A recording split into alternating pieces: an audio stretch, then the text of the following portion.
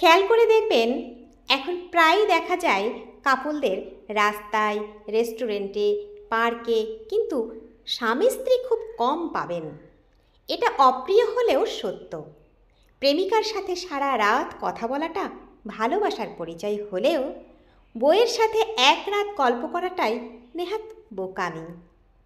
প্রেমিকার লাল গোলাপ পছন্দ বলে সারা দুনিয়া এক করে লাল গোলাপ হাতে দিতে ব্যস্ত প্রেমিক, কিন্তু বউয়ের জন্য কখনো একটা লাল গোলাপের আবদারে তার আদিক্ষেতা লাগে।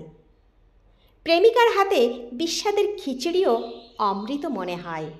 মাসান্তে বউয়ের রান্নায় একদিন লবণ কম হলেই সেটা তার ভীষণ বড় অপরাধ।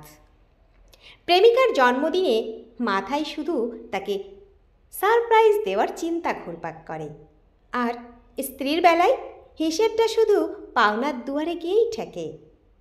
প্রেমিকার জন্য ৩২ মাইল দূরে গিয়ে ৩০ টাকার ফুচকা কিনতেও বাধে না, আর স্ত্রীর জন্য মাসে একদিন সময় বের করাটা অপচয় বলে মনে হয়। প্রেমিকা অসুস্থ হলে 10 মিনিট পর পরই তার খোঁজ নেওয়াটা কেয়ার বলে গণ্য, আর স্ত্রী অসুস্থ হলে কেয়ার দরকার হয় না, বিরক্ত বিরক্ত লাগে। একটা অনিশ্চিত সম্পর্ককে মানুষ যেভাবে গুরুত্ব দেয়, সেটা যদি বিবাহিত সম্পর্ককে দেওয়া হতো, তাহলে চারিদিকে এত ডিভোর্সের ছড়াছড়ি হতো না।